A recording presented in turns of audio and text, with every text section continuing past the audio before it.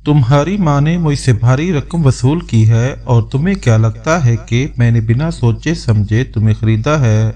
मलक असफंदयार हूँ मैं, इस शहर का सबसे बड़ा बिजनेसमैन।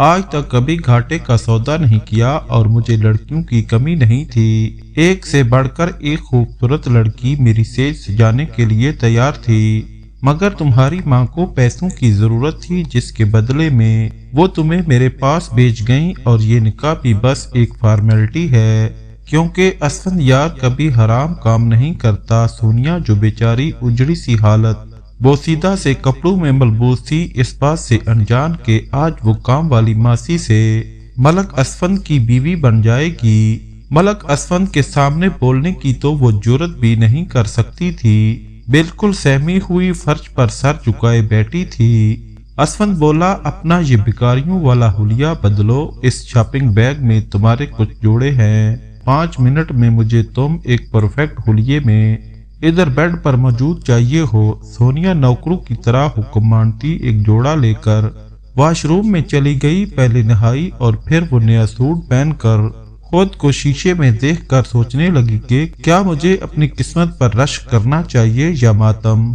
इसका दिल हर जज्बे से खाली था। एक रोबोट की तरह वो सब हुक्म मान रही थी, क्योंकि अब इसका कोई और आसरा जो न था। असफंदयार ने गरजती आवाज से पुकारा, जल्दी बाहर आओ, पूरी रात तुम्हारे इंतजार में नहीं गुजार सकता। वो जल्दी से गीले बालों को पीछे करती बाहर आई। नहाकर इसका रूप निखर गया था। वो जो बामुश्किल 15 साल की थी और असफंदयार जो पहले से शादीशुदा 35 साल का जवान मर्द। सोनिया बेड के पास आकर खड़ी होगी। जी साहब जी। सोनिया के इस तरह बुलाने पर वो बोला, मेरा नाम असफंदयार है, तुम मेरा नाम ले सकती हो। वो हैरानगी से बोली, मगर इसकी बात को टोकता असफंद बोला, बैठो, मेरे पास देखो, तुम्हारा और मेरा रिश्ता कोई जज्बाती तौर पर नहीं जुड़ा। तुम्हारी माँ को पैसे चाहिए थे और मुझे मेरा वारस, और मैं अपनी बीवी से बहुत मोहब्बत करता हूँ, इसलिए ये निकाह चोरी किया।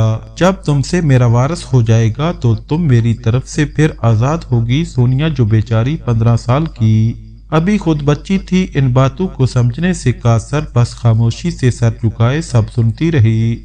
इसे बस यही दुख था कि इसकी सगी माँ ने इसे पैसों के बदले इस अमीरजादे के पास बेच दिया। खैर, अब वो अमीरजादे की दस्तरस में थी, जिसे इस मासूम से कोई लगाव नहीं था। बस वारस चाहिए था ताकि इसकी बीवी बांझ होने के ताने न सुने।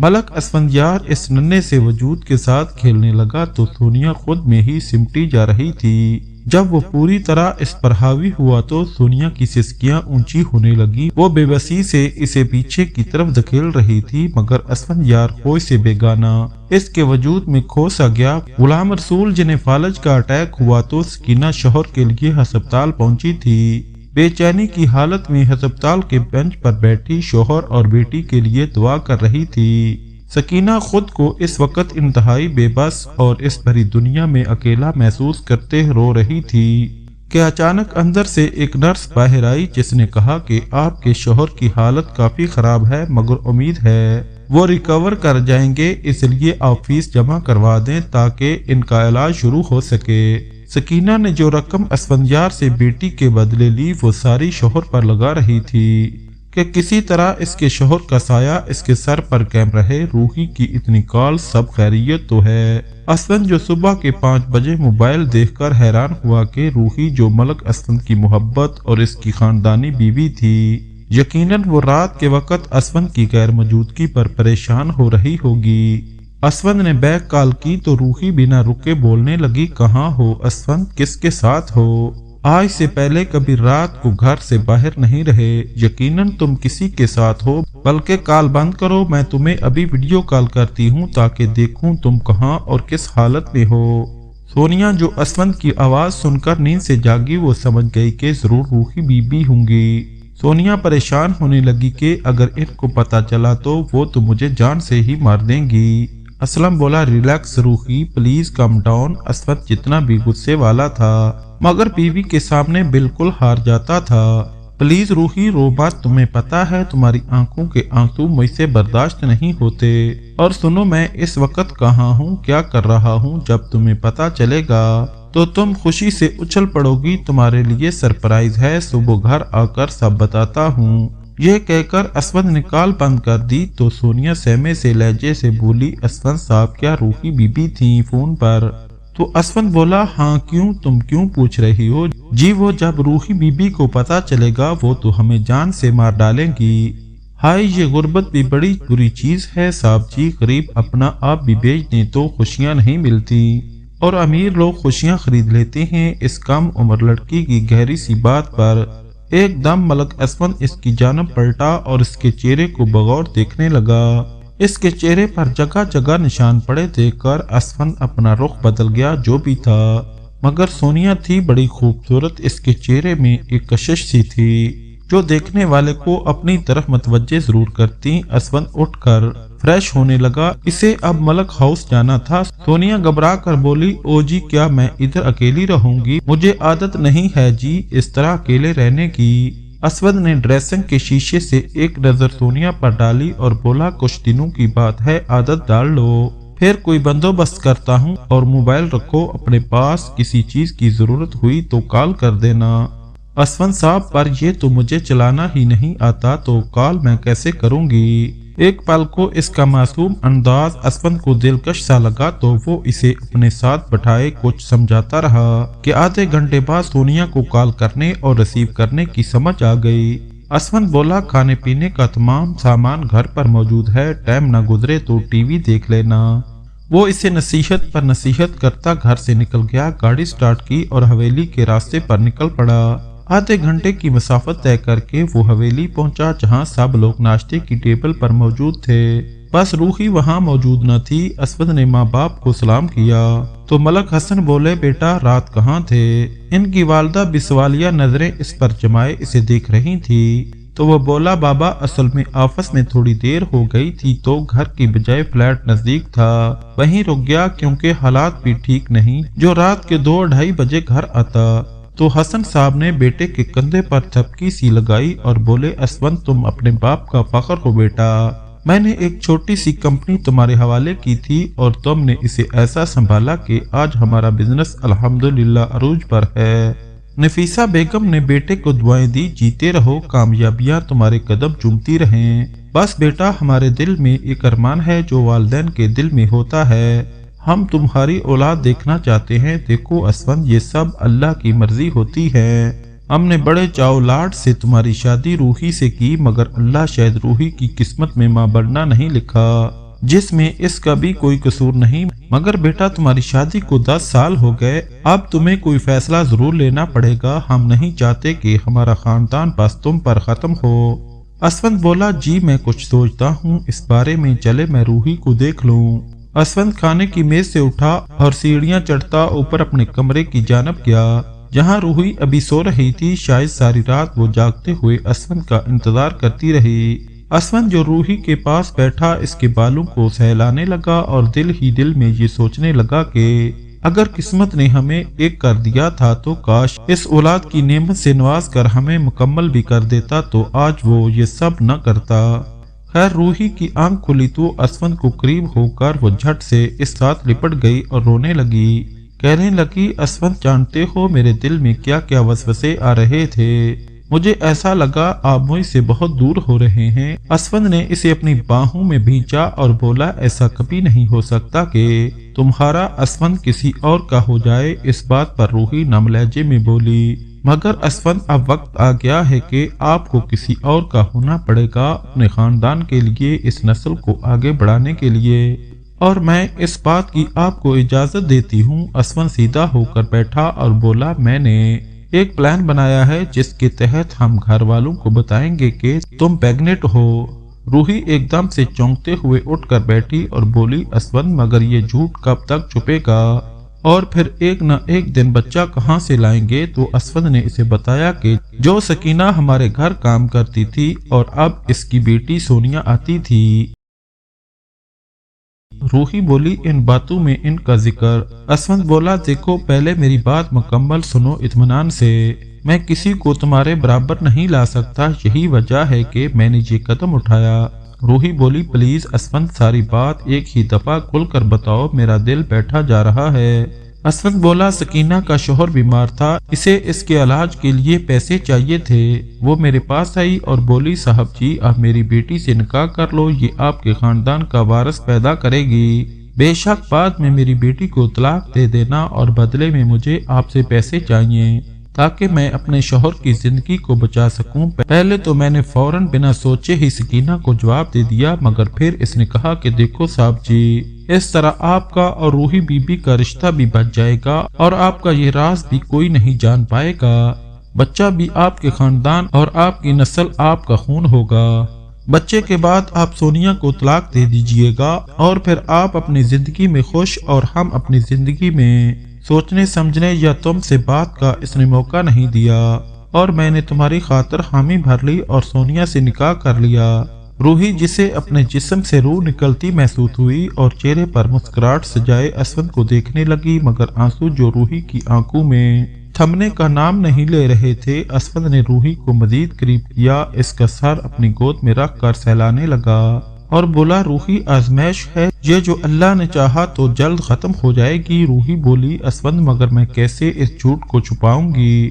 تو اسود بولا ابھی تم تھوڑی دیر ادھر رہو، پھر تمہیں فلیٹ میں اپنے ساتھ لے جاؤں گا اور ڈلیوری کے وقت ہی سب کو اطلاع کریں گے۔ اسود نے اپنا سارا پلان روحی کو بتا دیا، مگر کون جانتا تھا کہ قسمت ان کے ساتھ کیا کرنے جا رہی۔ رات کو کھانے پر وہ سب لوگ ڈائننگ ٹیبل پر موجود تھے۔ اسود بولا اماں سائیں روحی کے علاج کے لیے مجھے ایک ڈاکٹر کا پتہ چلا اور سب کا کہنا ہے کہ وہ بہت قابل ڈاکٹر ہے، باجپن کا علاج کرتی ہے۔ آج تک کبھی کوئی مریض ایسا نہیں جسے اللہ نے اولاد نہ دی ہو، تو اگر آپ کی اجازت ہو تو کیا میں ایک بار وہاں سے علاج کروا کے دیکھ لوں؟ نفیسہ بیگم اور حسن شاہ کو پر امید کر دیا۔ وہ بولے بیٹا ہم بھی تو یہی چاہتے ہیں اور آج تک جس بھی ڈاکٹر پیر فقیر کا پتہ چلا ہم نے اسی سے علاج کروایا۔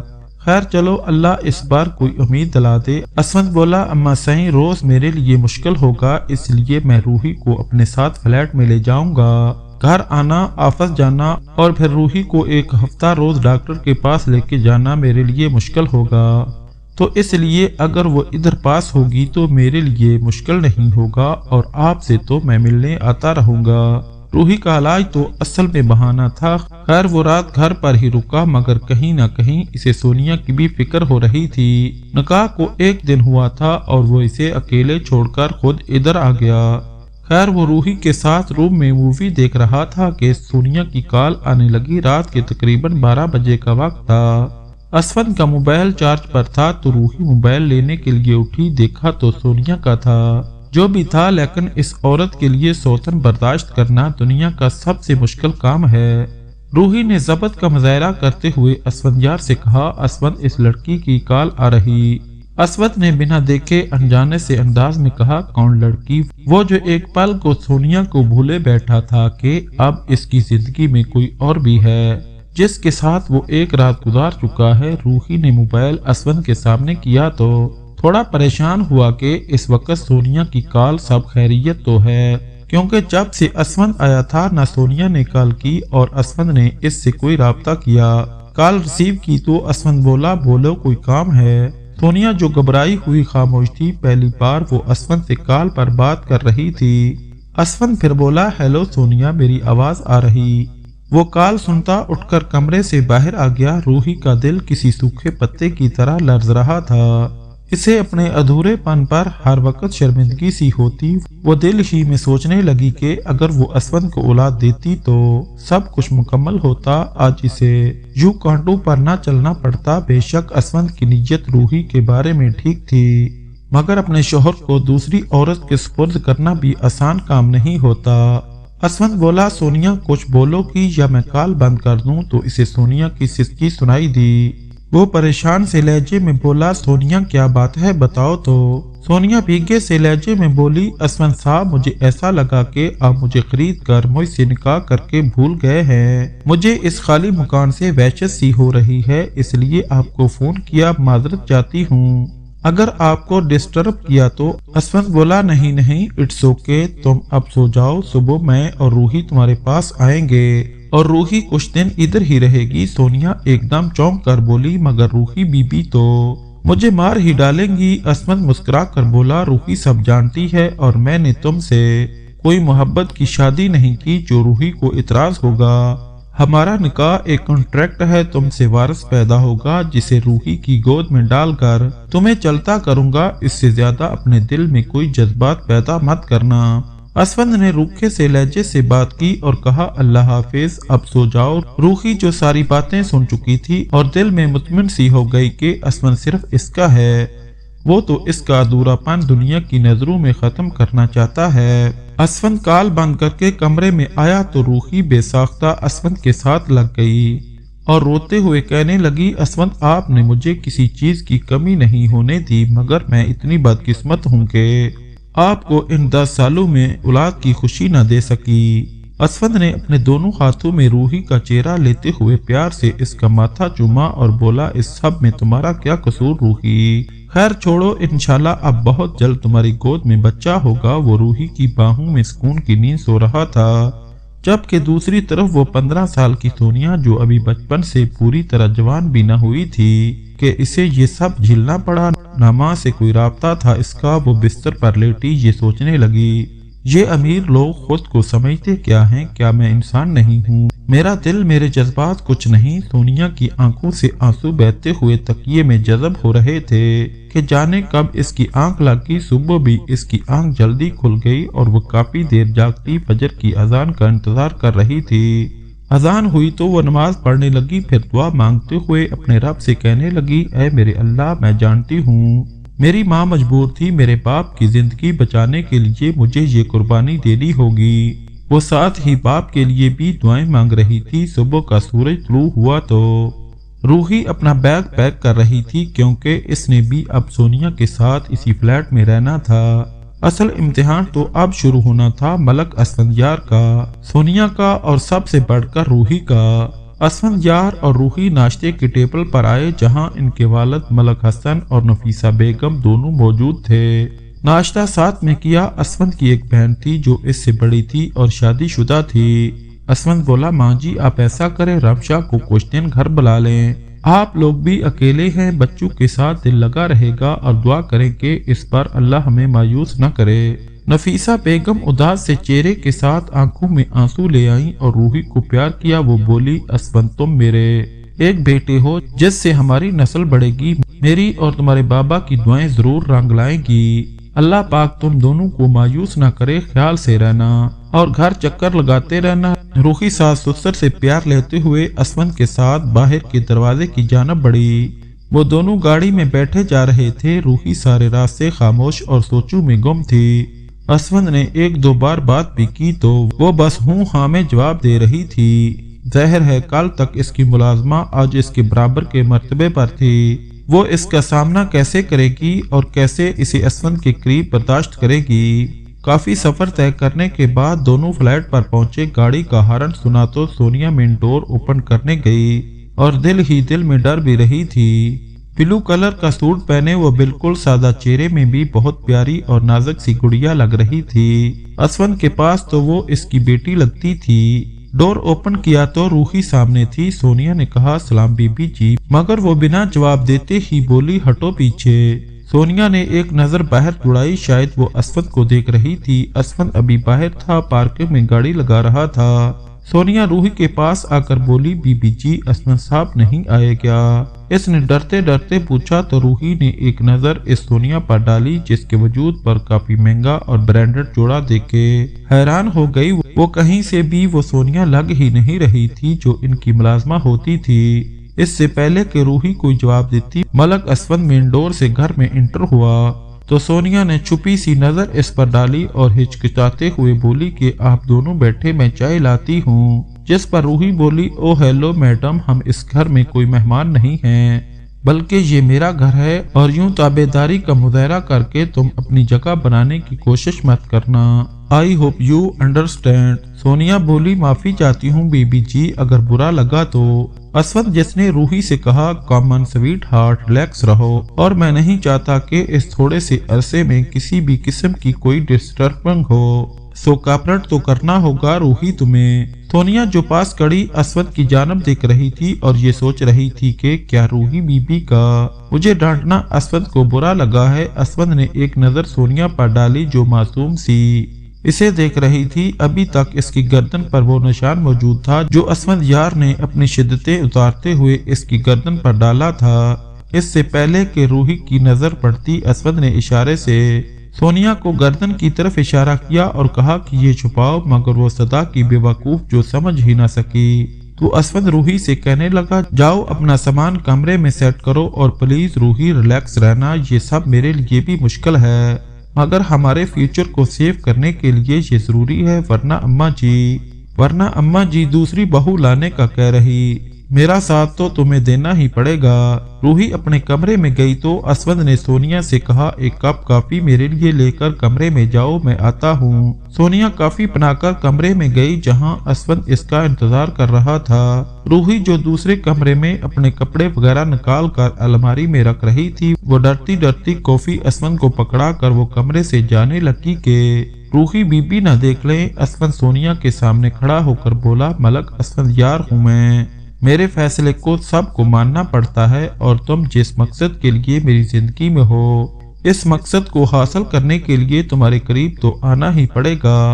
सोनिया जिसके गालों की लाली झलकने लगी, वो नजरें झुकाए खड़ी थी कि असवद ने एक झटके में इसे अपनी गोद में उठा लिया। असवद के सामने सोनिया का जिस्म तो एक गुड़िया जैसा था जिसका वजन इसे महसूस ही नहीं हुआ। वो इसे बेड पर लेटाता इस पर झुका तो वो बोली, आपकी कॉफी ठंडी हो रही। असवद बोला, अभी कुछ करने का वक्त नहीं है, इसलिए रात को बहुत अच्छे से तैयार होना मेरे लिए। ये कहकर वो इसके लबों को छूता हुआ इसके ऊपर से उठा अपनी मूंछों को सेट कर रहा था कि सोनिया बोली, आप मुझे इस वक्त इशारे से क्या कह रहे थे? तो असवद ने इसे पीछे से पकड़ा और ले जाके ड्रेसिंग टेबल के सामने खड़ा कर दिया और बोला, ये देखो तुम्हारी गर्दन का निशान। इसे कह रहा था कि दुपट्टे में छुपाओ और सुने रूही कुछ कहे भी तो तुम आगे से कोई जवाब नहीं देना। सोनिया ने ताबेदारी में सर हिलाया तो वो कॉफी का कप पकड़े बाहर निकला और कॉफी पीते पीते वो रूही से कहने लगा कि मैं ऑफिस के लिए निकल रहा, गाड़ी बाहर मौजूद है, अगर कहीं आना जाना हुआ तो। रूही ने मुस्कुराते हुए असवद को अल्लाह हाफिज कहा। सोनिया जो दूर से ये सब हसरत से देख रही थी। असवद ऑफिस के लिए निकला तो रूही ने सोनिया को कहा, जाओ एक कप कॉफी लाओ। वो सोनिया जो अब रूही की काम वाली नहीं बल्कि इसकी सौतन थी, मगर वो बिना कोई जवाब दिए किचन में गई और कॉफी का कप बनाकर बाहर रूही को देने गई। रूही ने इशारे से कहा कि टेबल पर रख दो और खुद रूही बगौर सोनिया को देख रही थी। सोनिया जैसे ही कप रखने के लिए झुकी तो दुपट्टा इसकी गर्दन से सरक गया। इसकी गर्दन पर असवद की शिद्दत भरी मोहर देखकर रूही तड़प सी गई और उठकर सोनिया को बाजू से झंझोड़ कर करीब करके कहने लगी, तुम 2 टके की मुलाजमा हो, इससे बढ़कर तुम्हारी कोई औकात नहीं समझी और जरूरत से ज्यादा असवद के करीब मत आना। इसकी बीवी रूही असवद जिंदा है, इसका ख्याल रखने को। रूही ने जहर आलूद लहजे में सोनिया को धक्का दिया कि वो सामने टेबल से टकराई और इसके माथे से खून निकलने लगा। वो बेचारी करा के रह गई कि आखिर इसका जुर्म क्या है जिसकी इसे सजा मिल रही। रूही एक पल को घबरा गई कि असवद को क्या कहेगी, फिर फौरन चालाकी से इसको डराते हुए बोली, अगर इस बात की भनक असवद को लगी तो इससे भी बुरा हाल करूंगी तुम्हारा। सोनिया माथे पर दुपट्टा रखे रोती हुई कमरे में गई और शीशे के सामने अपना खून आलूद चेहरा देखकर वो मासूम सी बच्चों की तरह रोने लगी। इधर रूही जो फोन पर मसरूफ थी अपनी किसी दोस्त के साथ कह रही थी, देखो अलिशबा, मैं इस बाजपन से तंग आ गई हूँ, अगर किसी डॉक्टर का पता है तो बताओ, पैसों की परवाह मत करना, मगर मुझे औलाद चाहिए। अलिशबा ने इसे हौसला देते हुए कहा कि मेरी एक दोस्त यूके से डॉक्टर बन के आई है और अब तक इसके रिव्यू बहुत अच्छे हैं। तुम एक काम करो, अभी आ जाओ मेरी तरफ, हम दोनों साथ में चलती हैं। अलिशबा की बात पर एक बार फिर रूही के दिल में उम्मीद की किरण जागी, मगर वो इस बार असवद को बिना बताए अपना इलाज करवाने लगी। रूही जो तैयार होकर निकली और जाते हुए बड़ा अतरा कर सोनिया को बोली कि मैं इधर दोस्त की तरफ जा रही हूँ, तुम मेन डोर लॉक कर लेना। सोनिया जिसके माथे से खून बह रहा था, रूही को जरा एहसास न हुआ और वो चली गई। आज सोनिया अपने माँ बाप को याद करके बहुत रोई। खुद से वो अपनी पट्टी न कर सकी, बस अपने दुपट्टे को वो माथे पर लपेट कर लेटी थी कि وہ اچانک سو گئی، وقت کا اسے خیال تک نہ ہوا کہ شام کے 4 بج گئے اور روحی ابھی واپس نہیں آئی تھی۔ باہر بیل بجی تو وہ ہڑبڑا کر اٹھی، شام کے 4 بج رہے تھے۔ وہ حیران سی ہوئی اور سوچا کہ روحی ہوگی۔ جیسے ہی اس نے بے دھیانی میں ڈور اوپن کیا تو سامنے اسفندیار تھا۔ سونیا گھبرا سی گئی اور دوپٹے سے اپنا زخم چھپانے لگی۔ زخم تھا بھی سامنے ماتھے پر اور خون بھی لگا ہوا نظر آ رہا تھا۔ ایک پل کو اسفند رکا اور سونیا کو کہنے لگا، یہ کیا ہوا؟ وہ جسے کوئی بہانہ ہی نہ سوچ رہا تھا۔ وہ اسفند جی، وہ بتاؤ کہ کیا ہوا؟ کہیں روحی نے تو تمہیں؟ آدھی بات ابھی اسفند کے منہ میں تھی کہ وہ سونیا جو اسفند کے سینے تک مشکل سے آتی تھی زور سے اس کے ساتھ لگ گئی اور بولی، آپ روحی بی بی سے مت پوچھئے گا ورنہ مجھے اور ماریں گی۔ اسفند کا دل اس بار زور سے دھڑکا تھا۔ وہ جیسا بھی تھا مگر ظلم کرنے کا خواہاں نہیں تھا۔ وہ سونیا کو دونوں کندھوں سے پکڑتا اپنے سامنے کرتا ہوا بولا، کیا مطلب روحی نے؟ کیا کوئی جھگڑا ہوا تھا؟ تو وہ معصوم سی بولی، میں جب بی بی جی کو کافی دینے گئی تو میری گردن سے دوپٹہ سرک گیا اور اس نشان پر ان کی نظر پڑ گئی جس پر وہ غصے سے لال ہوئی اور مجھے زور سے دھکا دیا۔ میرا سر ٹیبل کے کونے سے ٹکرایا۔ اسفند اونچی آواز میں روحی کو پکارنے لگا تو سونیا نے بتایا کہ بی بی جی گھر پر نہیں ہیں۔ کیا مطلب گھر پر نہیں تو کہاں ہے؟ شاید وہ کسی الشبہ دوست کا ذکر کر رہی تھی، انہی کی طرف گئی ہیں۔ اسفند بولا، اچھا چلو چھوڑو، تم ادھر آؤ۔ وہ فرسٹ ایڈ باکس لے کر صوفے پر بیٹھا جہاں سونیا اس کے سامنے بیٹھی تھی۔ اسفند اس کا زخم صاف کر کے بینڈیج کرنے لگا۔ سونیا کہنے لگی، اسفند جی آپ میرا اتنا خیال مت رکھیے کہ مجھے آپ سے محبت ہو جائے اور پھر جب آپ مجھے چھوڑ دو تو مجھ سے رہا نہ جائے۔ وہ نظریں جھکائے بھیگے سے لہجے سے بولتی، ایک بار ملک اسفند کا دل دھڑکا گئی۔ یہ کہہ کر اداس سے لہجے میں وہ اٹھی اور بولی، اب فریش ہو جائے، میں چائے لاتی ہوں۔ وہ اٹھ کر جانے لگی کہ اسفند نے اس کا ہاتھ پکڑا اور اسے اپنی گود میں بٹھا لیا۔ کچھ دیر وہ سونیا کے چہرے کو دیکھتا، اپنے ہاتھوں کی انگلیاں اس کی کمر پر پھیرتا رہا کہ اس کی آنکھوں میں خماری سی چھانے لگی۔ ایک جھٹکے میں ہی اس نے سونیا کو صوفے پر لٹایا اور خود اس کے گلاب جیسے ہونٹوں کا رس پینے لگا۔ سونیا کی سسکیاں اسفندیار کے جذباتوں میں لگی آگ کو اور ہوا دے رہی تھیں۔ وہ اس کے لبوں کو چھوڑے بنا اپنی شرٹ کے بٹن کھولتا ساری شرٹ اتار چکا تھا۔ آہستہ آہستہ وہ ایک ایک کر کے سونیا کو بے لباس کرتا گیا۔ جیسے ہی اسفند نے سونیا کے ساتھ۔ اس کہانی کا بقیہ حصہ انشاءاللہ اگلی قسط میں پیش کیا جائے گا۔